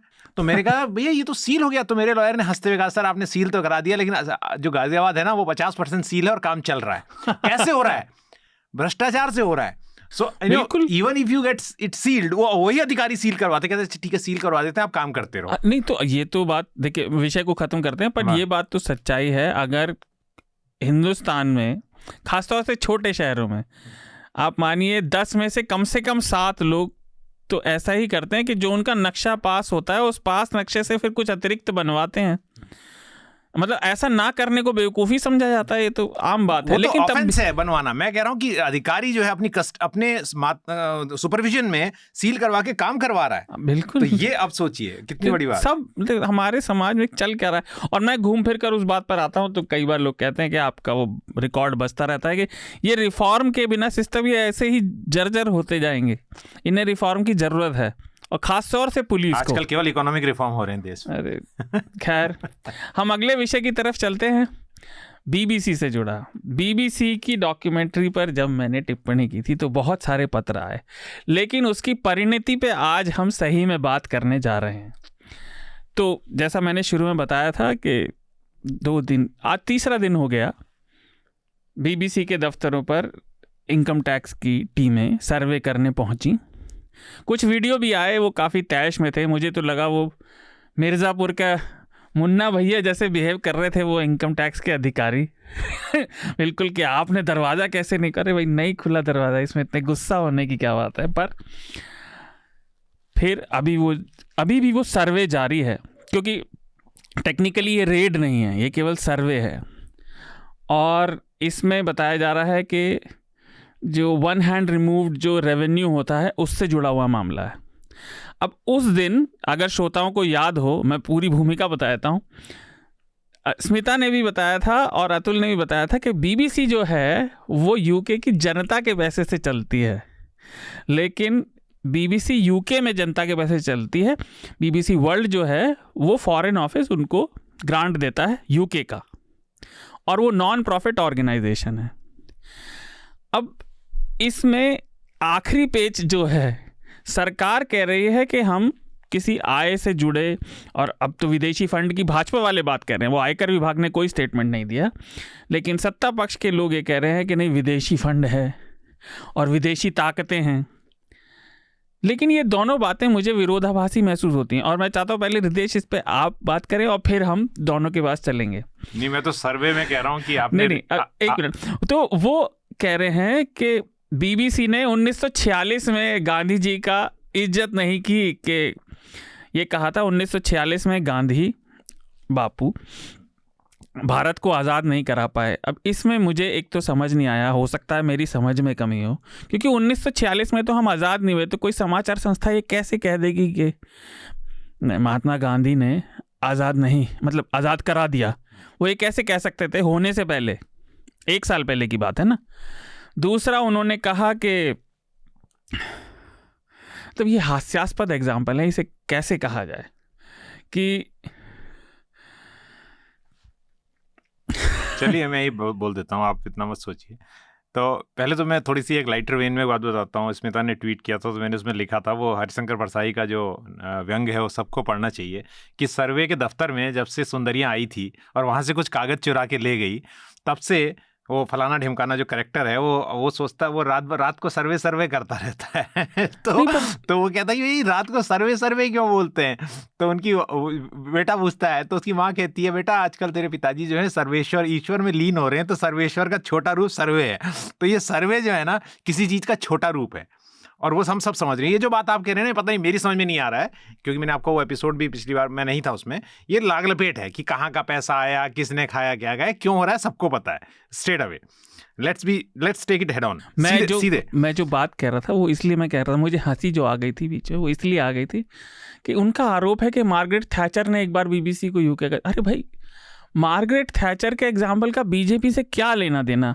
दूसरी बात, या तो आप ये मानिए ना, ये तो बात को घुमाने की बात है, हाँ है ना, ये बात को लंबी चौड़ी करने की बात है। सीधी बात है कि आपको स्कोर सेटल करना है, ठीक है। अब इसका फायदा भी किसे हो रहा है ये भी पता नहीं, राइट। लेकिन हम जो बात कह रहे हैं एक पत्रकार के तौर पे जो कह सकते हैं वो स्पष्ट रूप से वो कह सकते हैं। आपका जब आपने कहा कि इस विषय पे आप बात करेंगे, तो मैं खोल के कुलदीप नैयर की किताब आज देख रहा था तो उसमें जितनी बातें लिखी गई हैं कि हैबियस कॉर्पस जैसे, उसमें जो भी है, लेकिन ये सच है कि उस वक्त ऐसी पाबंदियां लगी थी, और उसी के खिलाफ सत्ताधारी पार्टी आज बोलती है लगातार कि आपातकाल में ये हुआ। अगर आपातकाल में ये हुआ और आप उनसे बेहतर हैं, तो आप कम से कम अघोषित आपातकाल में तो ऐसा मत कीजिए। आपातकाल तो एक अलग बात है। मैं तो कह रहा हूँ जो वो एक्सक्यूज दे रहे हैं वो इनकम टैक्स के सर्वे के कारण नहीं दिखाई देते। वो तो हर जगह है ना, ये कारण तो डॉक्यूमेंट्री के दिखाई देते हैं जिसमें लोग बात कर रहे थे। हम सिंपल बात ये कह रहे हैं कि जो भी अभी तक जितनी भी जगह इस तरह के रेड हुए हैं पिछले कुछ सालों में, या सर्वे या रेड जो भी है, न्यूज़ लॉन्ड्री पर भी एक सर्वे हुआ था। हाँ, एक या दो, एक हुआ था 2021 तो में। मैं ये बोल रहा हूँ, मैं ये कहना चाह रहा हूँ कि ये सरकार हो या किससे पूर्ववर्ती कोई सरकार हो या आने वाली सरकार जो भी करेगी, वो कभी कुछ फाइनल मटीरियल एविडेंस लेके नहीं आती है कि कितने केस हैं जो आखिरकार हुए जिसमें साबित हुआ और लॉजिकल कंक्लूजन तक वो ले गए। तो ये समस्या है। न्यूज़ लॉन्ड्री का क्या हुआ केस का? नहीं, वो तो सब खारिज हो गए। ये सारी जो टैसिट, ये जो थ्रेटनिंग है ना, अंडर करंट सारे, मैं आपसे इसका कानूनी मुद्दा जानना चाहता था। अगर आपको टैक्स लॉ का पता हो, ये सर्वे और रेड में एक तो टेक्निकली अंतर क्या है, क्योंकि बिहेवियर तो एक सा ही है। एम्प्लॉयज जहाँ भी ये सर्वे हो रहा है वहाँ पर वो फ़ोन नहीं कर सकते, उनके फ़ोन जब्त हो जाते हैं, उनके लैपटॉप या जो भी काम करने की मशीनें हैं वो जब आती हैं। और जैसे हम यहाँ देख रहे हैं 10 सीनियर लोग तो घर ही नहीं जा पाए हैं 3 दिन से। तो एक तो कानूनी तौर पर इन दोनों चीज़ों का अंतर क्या है, पर उसके अलावा अगर ये सरकारी संस्था जैसे यहाँ पर आयकर विभाग इस तरह से सर्वे में पूरा अपना प्रोसीजर चलाती है जिसमें एक संस्था का आर्थिक नुकसान भी है, उनके काम का नुकसान भी है, और ख़ासतौर से पत्रकारिता में, तो उसका कोई रेपरकशन, उनके लिए कोई जवाबदेही है भी कि नहीं? क्योंकि आखिर में जैसे हमारे मामले में हुआ या अन्य मामलों में हुआ, कुछ नहीं मिलता। लेकिन जो प्रोसीजर इज द पनिशमेंट वाली जो बात है वही निकल कर आती है। तो लेकिन कोई जवाबदेही सरकारी संस्था की भी तो होनी चाहिए। क्या ऐसी है? होनी चाहिए, बिल्कुल होनी चाहिए। है भी लेकिन नहीं भी है। लॉ में है, थियोरेटिकली है। अगर देखिए वैसे ही अभी चल रहा है बीबीसी पे सर्वे 3 दिन चल रहा है। आपने पूछा रेड और सर्वे में फर्क क्या होता है? फर्क ये होता है कि अगर रेड होगा तो फिर कोर्ट में आपकी दिक्कतें बढ़ जाएंगी जस्टिफाई करना। सर्वे का मतलब होता है कि हम जाएंगे आपके ऑफिस में, कहेंगे सर थोड़ा देखना है हमको आपके अकाउंट्स वगैरह, आप लोग काम कीजिए, हम लोग देख रहे हैं, हमें हक है कि हम वहां जाके दे सके। रेड होता है कि आप जा रहे हैं, आपके पास इंफॉर्मेशन है कि कोई लॉ का उल्लंघन हुआ है और आपको शायद कि कुछ देरी गई, वहाँ पे जाए डॉक्यूमेंट बदल दिए जाएं या डिस्ट्रॉय कर दिए जाएं, कुछ है, तो आप जाते हैं बिना वार्निंग के और वहां बैठते हैं जब तक काम पूरा नहीं होता। अब ये सर्वे के नाम पे रेड करना, वो सर्वे इसलिए कह रहे हैं ताकि रेड का नाम हो जाएगा तो इंटरनेशनली भी मुद्दा उठेगा। बीबीसी है, कोर्ट अगर जाएगी बीबीसी तो कोर्ट कहेगा कि रेड का आपके पास मटीरियल का था, raid requires a higher degree of satisfaction, तो हम सर्वे कर रहे हैं। यही जो पुलिस करती है कि भाई आपको अरेस्ट नहीं करेंगे क्योंकि अगर 24 घंटे रखा तो हमें अरेस्ट करना पड़ेगा, फिर जस्टिफाइड। तो हम करते ये हैं कि सुबह बुला लेंगे 9 बजे, कहेंगे रात को 10 तक बैठो, कल फिर आओ, कल फिर आओ, कल फिर आओ। तो वो एक formal compliance with the law है, लेकिन आपने तो वही हल कर दिया बेचारे का, बस सोने के लिए आप घर जाने देंगे और आप कहेंगे कि तुम रोज आके बैठ जाओ। बीबीसी का यही कर रहे हैं, उन्हें एक मैसेज भेजना है उनको। आपने कहा पूछा जवाबदेही का, जवाबदेही देखिए एक आती है सिस्टम में, बाकी जो सिस्टम्स हैं बाकी देश हैं उनमें भी आई है, लेकिन बहुत ही जद्दोजहद करनी पड़ेगी। काफ़ी लोगों ने काफ़ी कुछ सहा है ये अकाउंटेबिलिटी, ये जवाबदेही लाने के लिए। क्योंकि देखिए, अगर इनकम टैक्स डिपार्टमेंट केस हारता है, कल आपका हार गया, कल शायद बीबीसी का भी हार जाएगा, इनकम टैक्स डिपार्टमेंट के ना तो फीलिंग्स हैं, ना उसका कोई प्रमोशन है, ना उसका कोई ईगो है, डिपार्टमेंट है। लेकिन जिसने सर्वे किया कराया है, ये मुमकिन है उसका तो प्रमोशन अगले साल हो जाएगा। तो उसको क्या फर्क पड़ रहा है उससे 4 साल बाद अगर हाई कोर्ट क्वॉश कर दे, 2 साल बाद कोई क्वॉश कर दे। जवाबदेही तब आएगी जब आप डॉगडली पढ़ेंगे इस अफसर के पीछे कि तुमने किया कैसे ऐसे। मैं आपको एक एग्जांपल देता हूँ, पीएमएलए जो है, ईडी एक्ट जो है, उसमें एक बड़ा अच्छा सेक्शन है कि कोई अगर वेक्सेशियस सर्च करेगा ईडी ऑफिसर तो वो एक अलग क्रिमिनल ऑफेंस है। अच्छा, बाकी एक्ट नहीं है, उसमें है। लेकिन आप इतने ईडी केस देख लीजिए, मैं भी ईडी केस करता हूं, कि वहां पे हम कोई उस पर प्रेस नहीं करते कि ये सर्च कैसे हो गई। क्योंकि एक थिंकिंग है, हम तो देखिए वकील हैं, तो हम तो किसी और के लिए वहां रिप्रेजेंट कर रहे हैं, सबका होता है हमें इससे बचाओ, हमें सुधार से हमें कोई इंटरेस्ट नहीं है, हमें आज बचा लो। और हमें ये भी नहीं चाहिए कि अगर हम उस ऑफिसर के पीछे अगर पर्सनली जाएंगे तो वो कल हमारे पीछे पर्सनली पड़ जाए। तो जवाबदेही की प्रॉब्लम ये है, किसी को थोड़ा भुगतना पड़ेगा वो स्टैंडर्ड्स लाने के लिए। जी स्मिता, इसका एक पत्रकारिता से जुड़ा पहलू भी है। लेट्स अज्यूम कि ये अज्यूम क्या, वहाँ पे ये सर्वे चल रहा है और उनकी मशीनें जब्त हुई भी, लेकिन पत्रकारों की मशीनों में सोर्सेस से जुड़े हुए डॉक्यूमेंट भी होते हैं। आने वाली रिपोर्ट जो भी वो कर रहे होंगे, वो रिपोर्ट हो या कोई लेख हो, कोई भी जो उनका पर्सनल प्रोजेक्ट चल रहा है या डिपार्टमेंट का, और सोर्स की जानकारी को सुरक्षित रखना पत्रकारिता का लिटरल धर्म है। अगर आप वो नहीं कर पाए तो फिर आप पत्रकारिता के मायनों पर, उसूलों पर सही नहीं कर रहे। इस पूरे मामले में अगर सोर्सेस कॉम्प्रोमाइज़ होती हैं तो मेरा आपसे 2 पार्ट का सवाल है। पहला तो ये कि उसकी जिम्मेदारी क्या तय हो सकती है, और अगर जिम्मेदारी की भी हम बात ना करें तो उन पत्रकारों के पास अपनी इन स्टोरीज़ के लिए, चाहे वो पहले करी हो या बाद में, उनकी सुरक्षा की क्या गारंटी रह जाएगी। ये चीज़ मैंने बहुत बार सोची कि इसका कुछ एंगल मिले, मुझे समझ नहीं आया, क्योंकि बीबीसी ने अपना कोई स्टेटमेंट अभी तक दिया नहीं है। शार्दुल, इसमें ना कुछ बातें हैं जो मैं रखूंगी सामने, क्योंकि ये अपने आप में बहुत चिलिंग मैसेज है। जिक्र किया हृदेश ने इमरजेंसी से कंपैरिजंस का और तुलना का, और ये गलत नहीं है, ये अनकॉल्ड फॉर नहीं है, और ये पूरी जिम्मेदारी से मैं कह रही हूँ।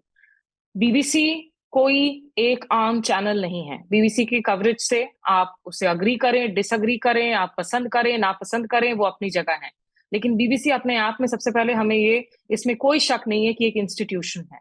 एक इंस्टीट्यूशन है जो पिछले 70 सालों से भारत में कई भाषाओं में अपनी न्यूज सर्विसेज चला रहा है, और लंदन के बाहर बीबीसी की जो सबसे बड़ी ब्यूरो है वो भारत में ही है।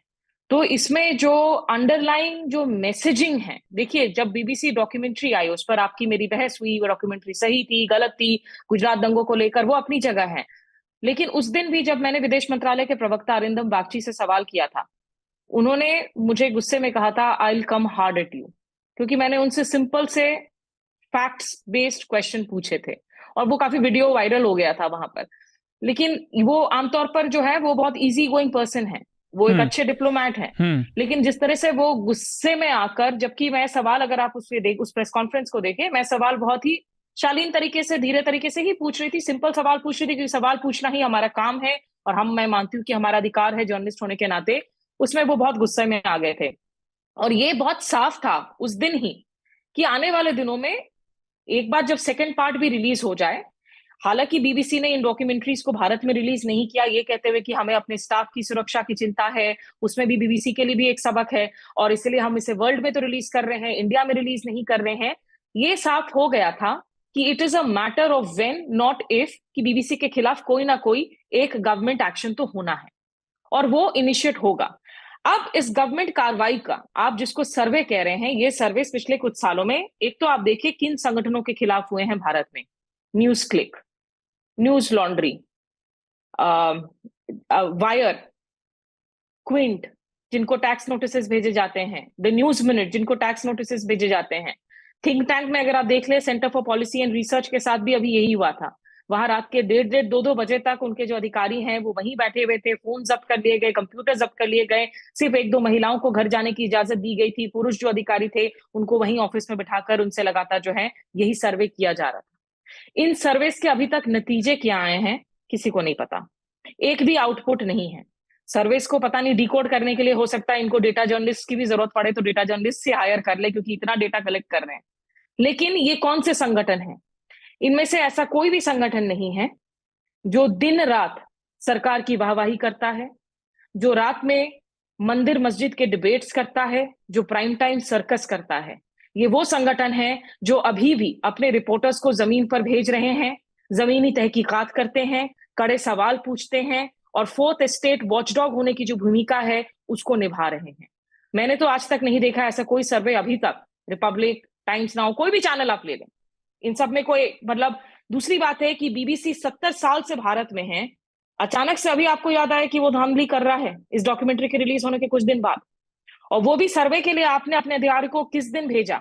वो अधिकारी उस दिन गए हैं जिस दिन, देखिए ये मैसेजिंग बहुत जरूरी है, इसे समझना, जिस दिन एयर इंडिया की तरफ से डील अनाउंस किए जाते हैं कि हम 470 एयरबस खरीद रहे हैं अमेरिका से, फ्रांस से, और यूके के जो रोल्स रॉयस हैं उनसे वो इंजिन्स खरीदे जाएंगे जो पावर करेंगे इन एयरक्राफ्ट्स को।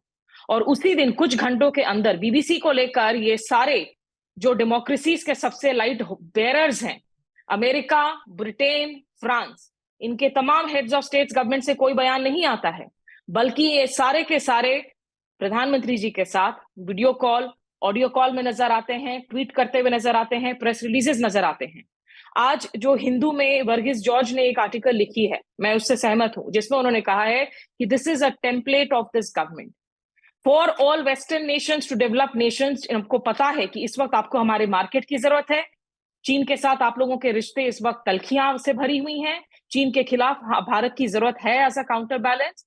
तो अगर आपको हमारे साथ बिजनेस करना है, you will have to accept a Hindutva centric political paradigm at this point in time. और प्रेस की फ्रीडम की जो बातें जो आप अपने देश में करते हैं वो उसको लेकर हमें कोई चिंता नहीं है। एक ब्रेजननेस है संदेशे में।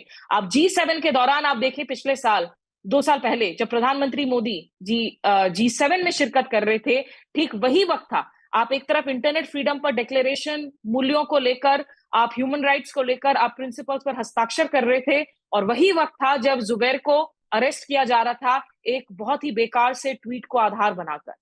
तो ये जो तमाम एक अंडरलाइंग मैसेजिंग है, ये आज की बात नहीं है, पिछले कुछ सालों से। और बीबीसी को जब आप इस तरह से अटैक करते हैं तो उसकी चिलिंग मैसेज सिर्फ इंडियन मीडिया के लिए नहीं, तमाम उन विदेशी मीडियाज के लिए भी है जो भारत में आज की तारीख में ऑपरेट कर रहे हैं, और उनके लिए भी ये संदेशा है कि देखो, आप ये देख लो कि आपको क्या रिपोर्टिंग करनी है, क्योंकि एजेंसीज तो आएंगी पीछे।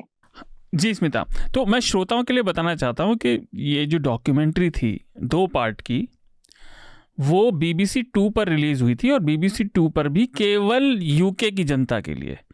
और इन छापों में, और देश में आपकी टिप्पणी चाहूँगा, इन छापों, इन सर्वे से कुछ 1-2 बातें और पता चलती हैं। एक तो इस समझ की कमी कि इस पूरे तंत्र में जो इतना बड़ा लगा हुआ है, चाहे वो सरकारी तंत्र हो या टैक्स का, उन्हें ज़रा सी भी किसी पत्रकारिता संस्थान कैसे काम करता है इसकी समझ नहीं है। उन्हें लगता है BBC वर्ल्ड, जिसका एक भाग भारत में BBC के दफ्तर हैं, उसका BBC 2 से कोई लेना देना है। BBC 2 डोमेस्टिक यूके को सर्व करता है, और BBC 1 जो है, जो समाचार संस्था है, वो अलग है। ये तीनों अलग अलग इंडिविजुअल एंटिटीज़ हैं जो BBC बैनर के अंदर काम करती हैं। दूसरी चीज, राजनीतिक समझ की भी कमी है। मैं वही उसी पे आ रहा हूँ जो बात आप सेकंड कह रहे हैं, बाकी बातें दोनों पैनलिस्ट ने कवर कर दी हैं। मैं इतना ही कहना चाह रहा हूँ कि सरकार जो ब्रेजननेस की बात जो स्मिता कह रही हैं, मैं उसमें बात जोड़ना चाहता हूँ कि सरकार में इतना कॉन्फिडेंस इसलिए आ रहा है क्योंकि अगर आप सोशल मीडिया में टिप्पणी देखिए, और जो हम अभी बुलडोजर संस्कृति की बात कर रहे थे, वो इस तरह के मामलों में भी है। एक स्टोरी छपी थी, मुझे याद नहीं आ रहा किस पब्लिकेशन में भी हाल में छपी, तो उन्होंने कहा कि गवर्नमेंट को अब क्रोनी कैपिटलिज्म को लेके अगर बात होती है तो उसमें भी डरने की जरूरत नहीं, क्योंकि पब्लिक में क्रोनी कैपिटलिज्म की एक्सेप्टेंस है, क्योंकि वो सोचते हैं कि इंडिया की ग्रोथ स्टोरी का यही रास्ता है। So crony capitalism accepted, attack on minority accepted, and attack on media तो जो मीडिया वो दैट तो है ही। मैटर्स भैया, अगर आप गार्डियन में क्या लिख रहे हैं और इसमें बीबीसी क्या कह रहा है, इसकी चिंता सरकार को बहुत ज्यादा नहीं है। पत्रकारों की तो बहुत वैसे ज्यादा ही नहीं, कोई इसलिए मेरी इज्जत नहीं रिएक्शन, है। उनको चिंता इस बात की है कि मूलधारा कोट एंड कोट मूलधारा के टीवी चैनल क्या दिखा रहे हैं, और मूलधारा के अखबार दैनिक जागरण, अमर उजाला, ये तमाम है, किसी को नेम आउट नहीं करना चाहता, पर ये अखबार क्या लिख रहे हैं, लोग इन्हीं को पढ़ते हैं जब आप चुनाव कवर करते हैं, तो उनको चिंता है, वो उनके हिसाब से बोल रहे हैं, उनके हिसाब से लिख रहे हैं, तो सरकार को ये चिंता नहीं। और वो अखबार भी, एक जमाना था कि बताते हैं कि बताते क्या है, मतलब 2013 को ही ले लीजिए, मैं तो पहले की बात करना चाह रहा हूं, 2013 को ही ले लीजिए, जब अन्ना मूवमेंट चल रहा था, तो कोई भी, मैं एनडीटीवी में काम करता था, मैंने 16 साल एनडीटीवी में काम किया। एनडीटीवी को प्रो कांग्रेसी चैनल कहा जाता था, प्रो कांग्रेसी चैनल कहा जाता था, ठीक है, बहुत सारा। लेकिन एनडीटीवी में 2013 में ऐसा नहीं हो रहा था कि अन्ना मूवमेंट का समर्थन चल रहा हो और कह रहे हो कि ये तो बड़ी पाक साफ सरकार है और विपक्ष जो है बहुत बड़ा एंटी नेशनल है जो अटैक कर रहा है।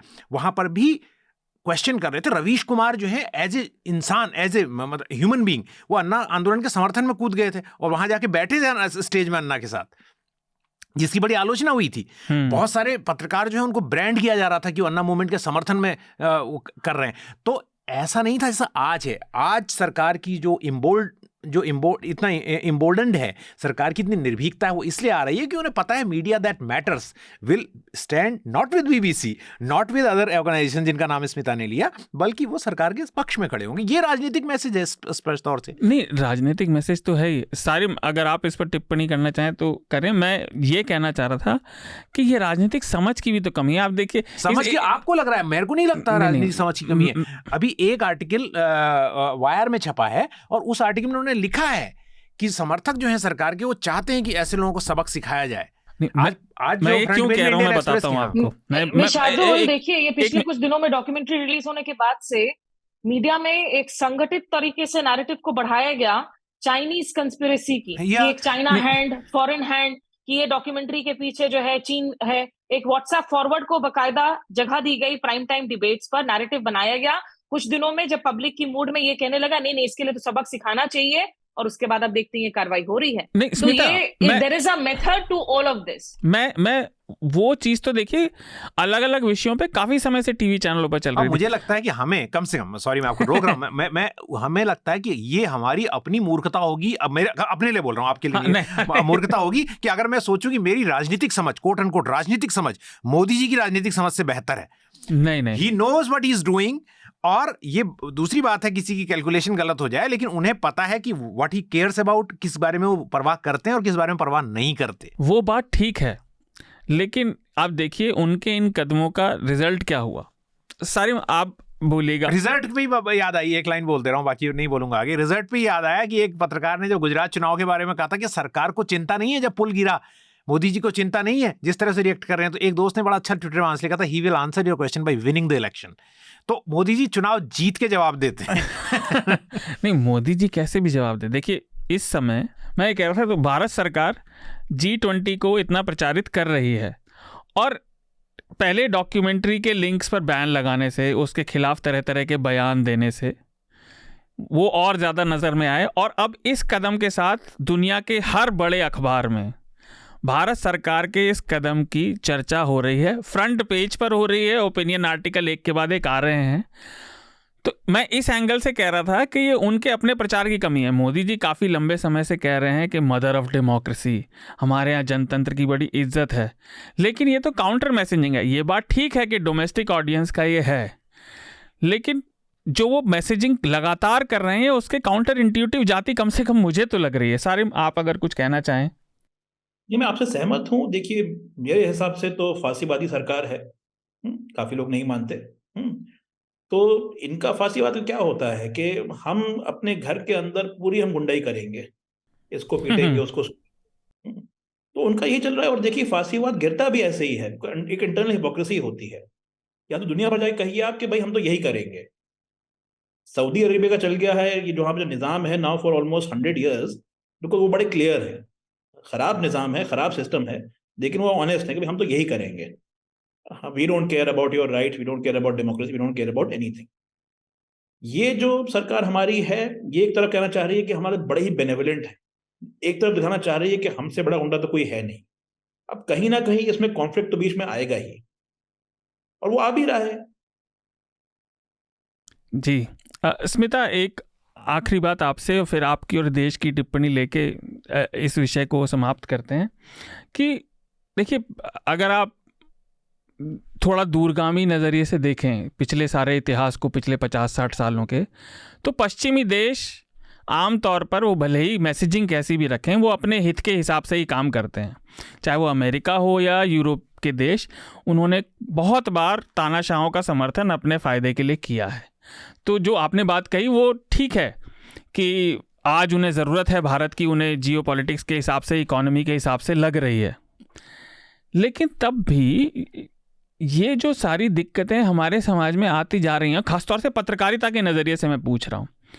न्यूज़ लॉन्ड्री को अब 11 साल हो गए पिछले हफ्ते, और ऐसी कई संस्थाएं हैं जो ईमानदार पत्रकारिता को बनाए रखने की कोशिश कर रही हैं, लेकिन और हम ये बात लगातार भी करते हैं, उसके बावजूद भी मैं उठा रहा हूँ कि इस परिवेश में तो पत्रकारिता का भविष्य कुछ अच्छा दिखाई नहीं पड़ता, कम से कम ईमानदारी से होने वाली पत्रकारिता के, क्योंकि ना जनता में इस समय कुछ रुचि है उस चीज़ को जानने की। और जो हमारा विरोध था उस दिन जो हम बात कर रहे थे, वो एक अलग बहुत ही नुआंस्ड क्रिटिसिज्म था। ये कहना कि बीबीसी ने अगर वर्ल्ड लीडर पर एक डॉक्यूमेंट्री बनाई, और इसमें कोई शक नहीं कि भारत के प्रधानमंत्री नरेंद्र मोदी इस समय दुनिया के बड़े नेताओं में से एक हैं, तो ये पहले भी बनती रही हैं, चाहे वो पुतिन रहे हों, माओ रहे हों, आज के नहीं पहले के भी स्टालिन रहे हों। बीच में कितने सारे लोग आए अलग अलग देशों के, अच्छे बुरे उसके लिए आप मत बना सकते हैं, लेकिन सभी पत्रकारिता संस्थाएं जो बड़ी बड़ी हैं वो डॉक्यूमेंट्री इस तरह की बनाती रही हैं। उसमें हर क्रिटिसिज्म को भारत के दुश्मन की नजर से देखना, और लेकिन मुझे लगता है, कम से कम हो सकता है मेरी समझ में कमी, ऐसा है मैं यही पूछ भी रहा हूँ। इंडियन लोगों, मतलब दुनिया, वर्ल्ड, उनकी इमेज के बारे में जरूर चिंता उन्हें हो सकती है। उस डॉक्यूमेंट्री में ऐसा इंडियन कुछ है ही नहीं, पता हो। हाँ, किसी को दुश्मन, हमेशा दुश्मन या मित्र की तरह पत्रकारिता में देखना है, बड़ी अजीब सी परिवेश बन गई, और इसकी परिणति मुझे समझ नहीं आती। क्या आपको दिखती है? ये जो मतलब अमेरिका में जो नियोकॉन्स की पॉलिसी थी ना, कि जब घर में दिक्कत हो तो बाहर युद्ध की बात करो, युद्ध छेड़ने की कोशिश करो। यहाँ पर जो प्रॉब्लम है इंडिया की राजनीति में, जब जब इस तरह के स्ट्रॉन्गमैन लीडरशिप देखने को मिली है भारत में, वो इंदिरा गांधी हो या अब नरेंद्र मोदी जी हो, जो फॉरेन हैंड को बार बार इन्वोक किया जाता है। आप उपराष्ट्रपति धनखड़ जी के बयानों को देखें, इंट्रूजन की बात कर रहे हैं कि फॉरेन इन्फिल्ट्रेशन, फॉरेन इंट्रूजन को रोकने की जरूरत है, ऐसी कुछ बातें उन्होंने शायद पत्रकारों को कही हैं, जिसकी रिपोर्ट आज थी इंडियन एक्सप्रेस वगैरह में।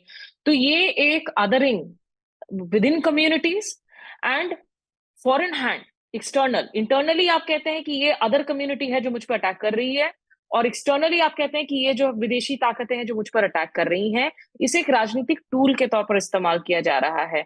और इसके बहुत दूरगामी जो है इसके नतीजे होंगे। इसकी चिलिंग में से देखिए, हमारे पत्रकारों में जो लोग आज की तारीख में, हम स्वाधीन पत्रकारिता भी कर रहे हैं, फ्रीलांस जर्नलिज्म भी कर रहे हैं, मुझे नहीं लगता कि इसमें कोई शक है कि हम लोगों में भी आज की तारीख में बहुत सेल्फ सेंसरशिप होता है। मैं ऐसी बहुत सारी बातें हैं जो आज ट्विटर पर लिखने के बाद 3-4 बार सोचकर उसे डिलीट कर देती हूँ, उसे ड्राफ्ट मोड में भेज देती हूँ। सेल्फ सेंसरशिप बढ़ी है पिछले कुछ सालों में। जब जब पेगासस का मामला आता है, जब जब ऐसे सर्वेस का मामला आता है, इंसान खुद को सेल्फ लिमिट करना शुरू करता है। आपके ड्राफ्ट हमारी पढ़ना सूत्रों को चाहिए लेकर हमें हमारी सूत्रों सॉरी मैंने कहा मैं आपके ड्राफ्ट पढ़ना चाहूंगा कभी आपसे मिलके, जो आपने ड्राफ्ट वो some things I will take to my grave, जैसा प्रणब मुखर्जी कहा करते थे।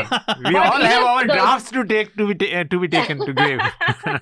The point is कि ये जो मतलब जो बात इन्होंने कही, सलीम साहब ने, वो सबसे जरूरी बात है कि देखिए, या तो अगर आप चीन हैं, सऊदी हैं, रूस हैं, तो लोगों को पता है कि ठीक है, ये आप एक डिक्टेटरशिप हैं, आप एक ऑटोक्रेसी हैं, आप एक मोनार्की हैं, यहां पर इस तरह का बर्ताव चलता है। लेकिन अगर आप दुनिया भर में बार बार ये कह रहे हैं, और जो सही बात भी है, हमारे आज की तारीख में हम अगर अपने नेबरहुड को ही देखें, आप पाकिस्तान का हिस्सा देख ले, आप बांग्लादेश के इतिहास को देख ले, आप म्यांमार को देख ले, इन सारे देशों के मुकाबले हमें गर्व है, हमें फक्र है भारत की लोकतंत्र पर, जिस तरीके से हम लगातार जो है मजबूत हुए हैं। और इसीलिए जरूरी है कि हम अपनी लोकतांत्रिक जड़ों को मजबूत करें। और अगर आप खुद को मदर ऑफ डेमोक्रेसी कहते हैं, अगर आप लोकतंत्र होने पर आप गर्व महसूस करते हैं, तो फिर आपको इसके लिए लड़ना होगा। और इसमें अगर आप प्रेस की आप आवाज को आप पूरी तरह से कुचल देना चाहते हैं, दबा देना चाहते हैं, प्रेस की बदौलत जो है, प्रेस ने अगर हकीकत दिखानी बंद कर दी, अगर कोई भी ऐसा तबका बाकी नहीं रह गया जो आपसे सवाल पूछ रहा हो। आज की इतनी अनफॉर्चुनेट बात है, 2013 तक वो पत्रकार जो कॉमनवेल्थ गेम्स को लेकर, जो तमाम दूसरे घपलों को लेकर, भ्रष्टाचार को लेकर सरकार के, उस वक्त की सरकार के कपड़े फाड़ रहे होते थे, और उन पत्रकारों को हम रिस्पेक्ट करते थे। उनके शोज मैं मिस नहीं करती थी, रात के 8-9 बजे मैं बैठती थी पूरी इज्जत के साथ देखने के लिए उन बड़े संपादकों को कि देखो इसे कहते हैं पत्रकारिता। लेकिन वो जब सवाल पूछना बंद कर दे, और ना केवल खुद सवाल पूछना बंद कर दे, बल्कि अपने ऐसे फेलो जर्नलिस्ट को जो सवाल पूछ रहे हैं उनको अगर आप लेबलिंग करना शुरू कर दे। बड़ी बात यह हो गई है कि आप पत्रकारों पर लगातार लेबल किए जा रहे हैं कि अगर आप एक्स से सवाल पूछ रहे हैं, इसका मतलब है आप प्रो वाई हैं, इसका मतलब है आपको किसी विदेशी ताकत ने पैसे दिए हुए हैं, इसका मतलब है आपको या तो ISI से पैसा आ रहा है, या तो आपको चीन पैसा दे रहा है, इतने तो हमारे घर होने चाहिए, मकान होने चाहिए अगर इतने पैसे आ रहे हैं सवाल पूछने की वजह से। अभी तक ज्यादातर हम लोग जो है किराए के मकानों में रह रहे हैं। हाँ, तो ये एक बहुत और इसके लिए तब तक चीजें नहीं बदलेंगी जब तक जनता के मन में अगर आज इस बात को लेकर एक स्वीकृति है कि नहीं, मन की बात ठीक है, प्रधानमंत्री जी को प्रेस कॉन्फ्रेंस करने की क्या जरूरत है, वो तो हमसे सीधे संवाद करते हैं। जनता को ये समझना होगा कि ये जो संवाद है वो तरफा संवाद है, ये दो तरफा संवाद नहीं है। जब तक उस बात को जनता अब स्वीकार नहीं करेगी और सवाल नहीं पूछेगी, तब तक खुद जर्नलिज्म के अंदर भी, मैं तो बच्चों से आजकल जब जर्नलिज्म स्कूल जाती हूँ कहती हूँ कि भैया कोई और ऑप्शन है तो पहले उसे देख लो, अगर उन विकल्पों में जो है फिलहाल कोई करियर नजर ना आए तब वापस आ जाना न्यूज रूम। जी हृदय, इतनी सारी देखिए बड़ी बड़ी बातें हो गई, मुझे बड़ी हंसी। बड़ी नहीं, ये जरूरी छोटी छोटी जरूरी बातें हैं। आपसे मैं कुछ पूछने वाला हूं, आप भी उन्हीं लोगों के साथ। नहीं, मैं तो पता नहीं किसके साथ हूं, मैं खुद भी नहीं जानता, बताना जरूरी है। मैं न्यूज लॉन्ड्री के साथ हूँ, मुझे पता है। पर मैं आपसे कुछ और पूछना चाह रहा था, बड़ी हास्यास्पद चीज जिसका जिक्र आपने शुरू में किया था, मतलब ये विडंबना भी है और ये हास्यास्पद भी है कि आज भारतीय जनता पार्टी जो कम से कम 2014 से तो खुलकर कह रही है कांग्रेस मुक्त भारत, आज वो कह रही है कि इंदिरा गांधी ने भी तो ऐसे ही किया था और हम भी कर रहे हैं, तो आपको दिक्कत क्यों है? हाँ। मतलब वो एक काल जिसकी बुराई कर करके भाजपा का करियर बना, आज उनका जस्टिफिकेशन है ये। तो अरुण शौरी ने क्या गलत कहा था कि Congress, BJP has become Congress minus cow plus cow Arun Shourie भी नहीं, मैं वो नहीं कर, अगर वो ऐसा करना चाहते हैं। और इस बात में मैं ये बात बाकी दो पैनलिस्ट की ओर से भी एहतियात के साथ कह सकता हूं कि इसमें कोई शक नहीं है कि जो चीजें नरेंद्र मोदी कर रहे हैं वो अपग्रेडेड वर्जन है जो कभी कांग्रेस कर चुकी है। लेकिन हमारा कंटेंशन ये है कि जब आप ये कहते हैं कि शार्दुल खराब है और शार्दुल के राज में बहुत मुश्किल थी, तो हृदय जो थी, मुझे लगता है तो अब हृदय जोशी का अगर शासन आता है तो वो कैसे अपनी को जस्टिफाई कर सकते हैं अगर वो वही कर रहे हैं जो शार्दुल ने किया? This is the question. ये विडंबना बड़ी अजीब सी है कि भाजपा आज कांग्रेस का बहाना दे रही है कि देखिए इंदिरा गांधी ने भी ऐसे किया। मेरे को लगता है कि वो एक समय में जब क्रिकेट की भाषा में सचिन तेंदुलकर जब आए थे ना, अपनी फुल रॉ में थे, तो उससे पहले जो बैट्समैन जिस बॉल में आउट होता था, जिस शॉट को खेलते हुए आके उसी शॉट पे 6 या 4 मारता था।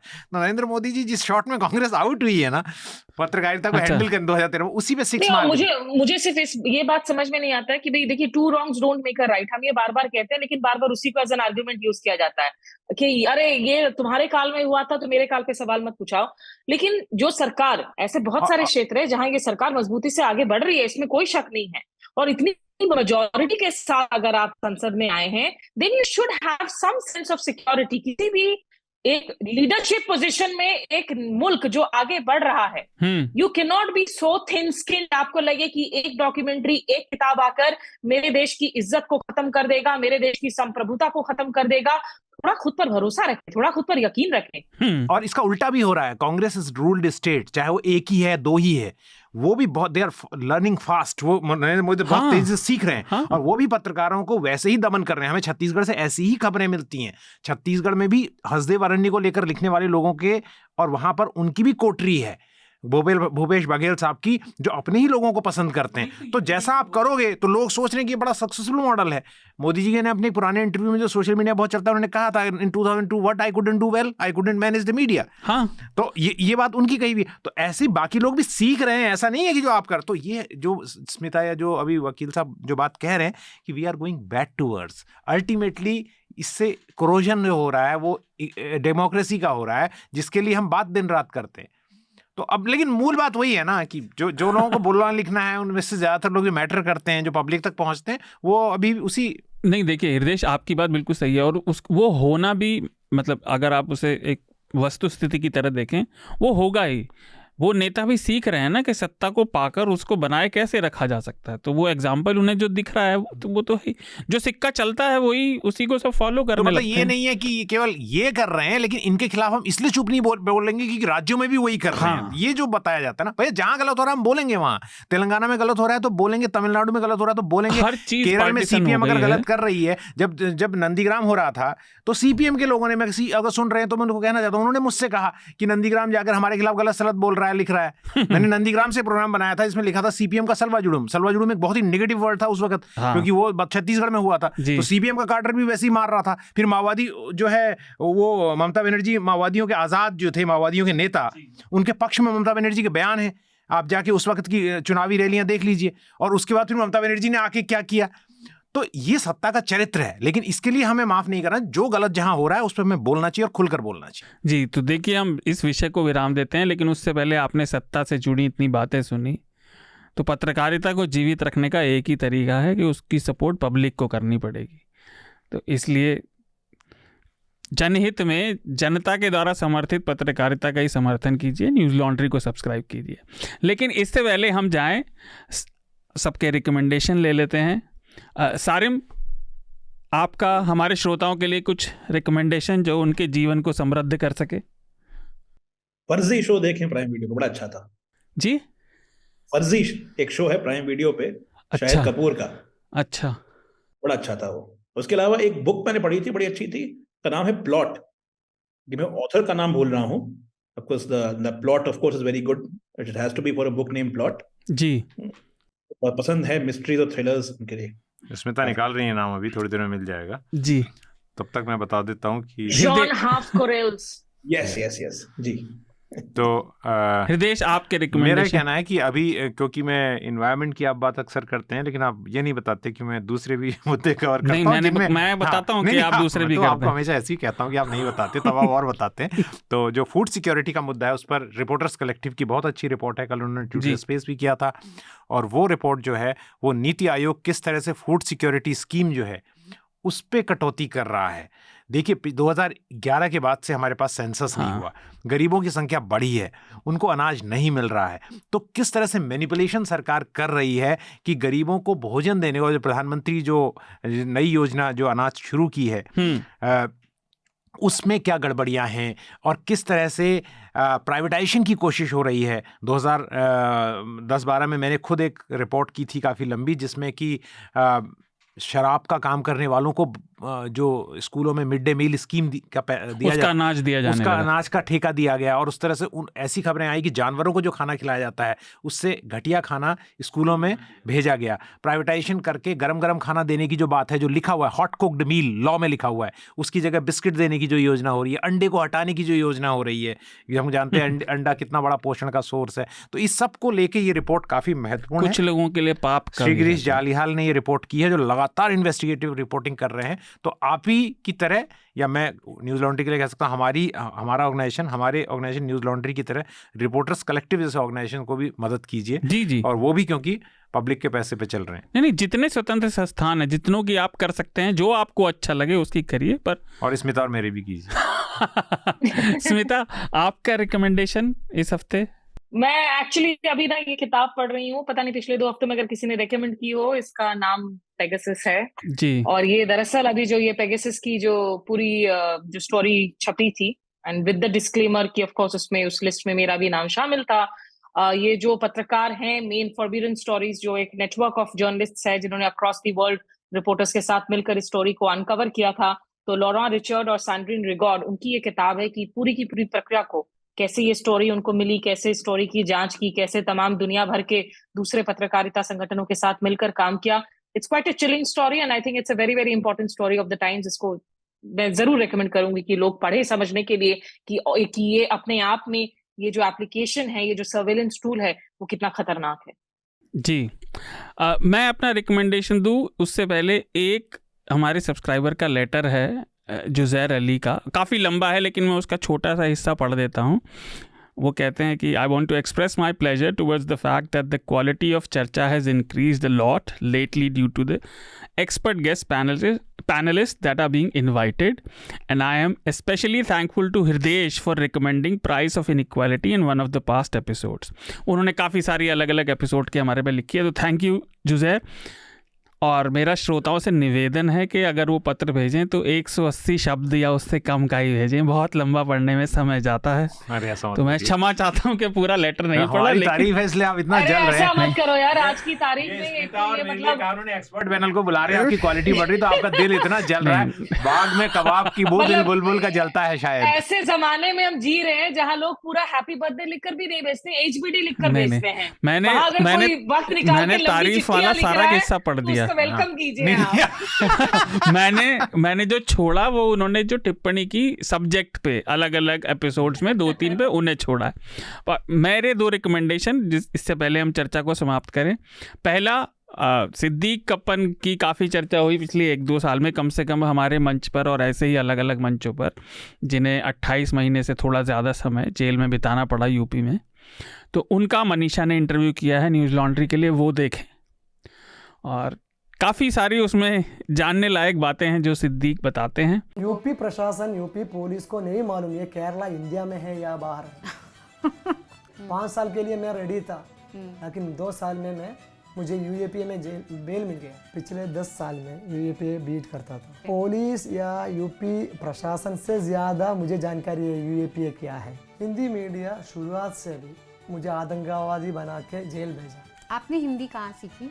मैं प्री डिग्री तक हिंदी पढ़ा केरला में। ओके। हम हिंदी का खिलाफ नहीं है, इन लोग मलयालम का खिलाफ है। फिर जेल एक पाठशाला था मुझे।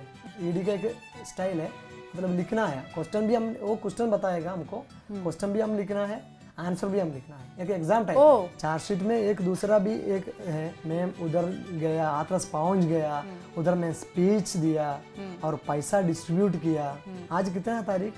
2023 फरवरी है, 11 तारीख। अभी तक मैं हाथरस नहीं गया। यूपी सरकार से और इंडियन गवर्नमेंट से बहुत शुक्रिया अदा करता हूँ मैं। मुझे 28 महीने जेल भेज के मुझे एक अच्छा हिम्मत वाला इंसान बनाया सरकार। दूसरा एक गेम है ब्लॉन्क। ये नया इंडी गेम अभी आया है, और आप अगर गेमिंग में थोड़ा भी इंटरेस्ट रखते हैं, और ये बिल्कुल भी मार कार्ड जैसा नहीं है, तो वो खेलें। स्पेलिंग क्या होगी? ब्लॉन्क, BLANC। देखिए एक आपको मिल गया, आपका साथी जो इंटरेस्टेड है इन गेम्स। तो ये 2 मेरे इस हफ्ते के रिकमेंडेशन हैं। एक बात मैं कहना चाहता हूँ जाने से पहले, क्योंकि हमेशा ऐसा होता है, जो मेरे परिवार के लोग भी चर्चा सुनते हैं, वो कहते हैं कि चर्चा में जो आपकी रिकमेंडेशन होती है, मैं नहीं कह रहा हूँ आज जो बताएगी रिकमेंडेशन वैसी हैं, वो बहुत ज़्यादा गंभीर होती हैं। आप थोड़ा बहुत, मैंने कहा शार्दुल तो बताते हैं, तो मैंने हमेशा लगातार गंभीर ही बताता हूँ, और आज भी जो बताया वो थोड़ा गंभीर है। लेकिन अगर कोई आदमी बहुत लाइट रीडिंग करना चाहता है तो हमेशा उठा कहता हूँ जिम कॉर्बेट की माई इंडिया में एक बार फिर से पढ़ रहा हूँ। अच्छा। उसमें उस इंसान का हिंदुस्तानियों के साथ रिश्ता है जी, और वो उसका जिक्र आपने पहले भी किया है। मैंने किया होगा, क्योंकि मैं जिम कॉर्बेट और जॉर्ज ऑरवेल का नाम लेते रहता हूँ, और उनकी बहुत सारी किताबें, तो इस बार मैंने इस किताब का कम से कम नहीं बताया होगा। नहीं। तो माई इंडिया एक बहुत ही खूबसूरत किताब है, बहुत ही सिंपल कहानी है, लाइट रीड है, लेकिन कमाल की किताब है। तो वो ज़रूर पढ़ें कि उनका अलग अलग हिंदुस्तान के हिस्सों में जो वो रहे, तो उनके हिंदुस्तानियों के साथ क्या रिश्ते थे। आपको हंसाएगी भी किताब, खुश भी करेगी, आपके आंसू भी आएंगे, लेकिन आप अच्छा लगेगा आपको। धन्यवाद। इस हफ्ते की चर्चा को यहीं पर विराम देते हैं। सारिम, स्मिता, हृदेश, आप तीनों का बहुत बहुत धन्यवाद। आपका भी बहुत बहुत शुक्रिया। Thank you. धन्यवाद।